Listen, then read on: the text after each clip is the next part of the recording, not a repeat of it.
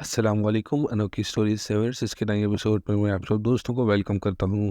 दोस्तों, आज मैं आपको काले इल्म की तीसरी किस्त सुनाने जा रहा हूँ कि 2 दिन बाद इतवार का दिन था। इस दिन नजमा क्या सारे नौकरों की छुट्टी होती है। जैसे तैसे करके इतवार का दिन आया। नजमा फौरन से रिक्शा पकड़कर इस बाबा के पास चली गई। शुरू से लेकर आखिर तक नजमा ने इस बाबा को सारी बातें बता दी। बाबा ने कहा, नजमा, तुम्हारा मसला हल हो जाएगा, तुम्हारी बेटी खूबसूरत हो जाएगी, इसकी शादी भी हो जाएगी। तुमने सिर्फ इतना करना है कि इस लड़की की जो खूबसूरत है, जिसका नाम साहिबा है, इसकी इस्तेमाल की हुई कोई चीज़ मेरे पास लेकर आओ। इसके बाद मैं तुमको बताऊंगा कि आगे क्या करना होगा। नजमा बाबा से ये सारी हिदायत सुनकर घर चली गई। अगले दिन काम पर गई तो अपनी बेटी को साथ लेकर गई ताकि साहिबा और नजमा दोनों आपस में वक्त गुजार सकें। दोनों बातें करने के लिए लॉन में चली गई। मौका पाते ही नजमा ने साहिबा के हेयर ब्रश से इसके चंद बाल निकाले और अलमारी से इसका एक रुमाल निकाल लिया।